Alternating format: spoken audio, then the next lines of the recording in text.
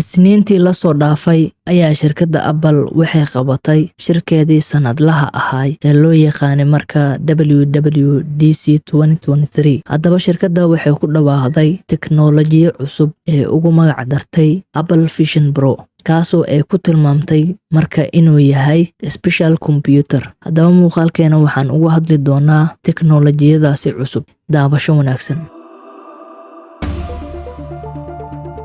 aan gudagalna marka muuqaalkeena. Waa maxay Vision Pro ama special computer? Waa aalad u samaysan marka sida qaabka ookiyaalihii oo kale. Qofka markuu xirto waxaa u soo muuqanaya marka duni digital ah, aanan waxba ka maqnayn. Waxaa hortiisa ka soo muuqanaya sidoo kale apps-ka uu isticmaali lahaa. Aaladani waxay awood u leedahay in ay la socon karto dhaqdhaqaaqa agtaada ka dhacaya. Sida hadduu qofku imaado kale adigoo xiran aaladani, waxaa awood u leedahay in aad arki kartid qofka ku imaaday. Qofkana wuxuu arki karaa dhaqdhaqaaqa indhahaaga. Sidaas darteed, aaladani waa mid isku hayn karta dunidii virtualka ahayd iyo midii caadiga ahayd, iyadoo adeegsanaysa marka kaamirooyinkeeda iyo sensorska ku xiran.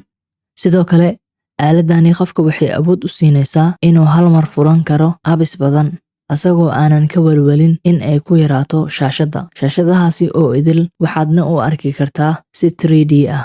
Haddaba sidee aaladani loo kontroolaa? Remote miyaa la isticmaalaa mise waxaan ogeyn computeriska markay soo baxayeen in la soo raaciyay mouse lagu isticmaalo. Waxaan kaloo ogeyn markay smartphoneska imaanayeen in la soo raacsiiyay shaashad touch screen ah. Haddaba aaladani maxaa la soo raacsiiyay? Maxaana lagu isticmaalayaa?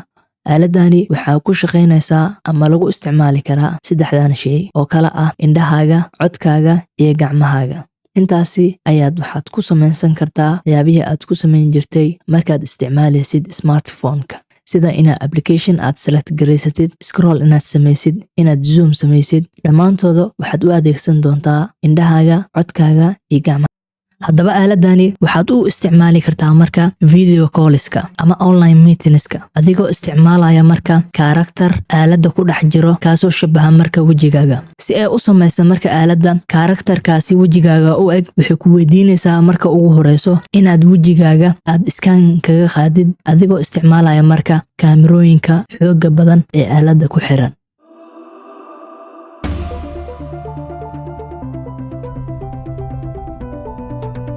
Haddaba aaladani qaab dhismeedkeedu waa sida aad ka arki kartid marka waxay ka kooban tahay aaladani ookiyaalo iyo bateri yar. Baterigaasoo aad jeebka ku qaadan kartid. Halkii mar bateriga la jaajar gareeyo wuxuu haynayaa marka ilaa 2 saacadood.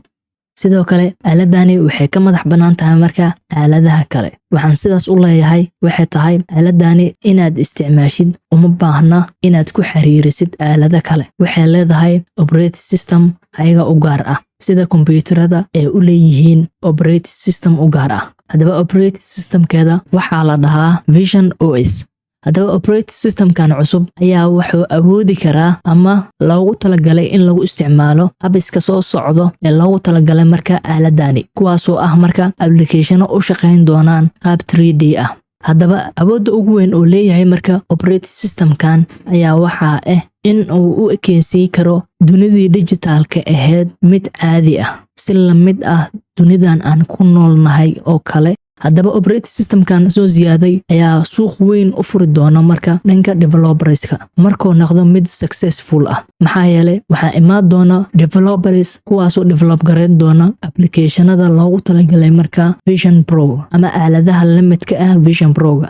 Haddaba mis leedahay operating systemkani inuu noqon doono sida operating systemyada caanka oo kale, sida Androidska, Windowga iyo waxyaabaha kaloo la midka ah. Sidoo kale aaladani waxaad ku xiriirsan kartaa kombiyuutarkaaga Mac-ga iyo taleefankaaga iPhone-ka.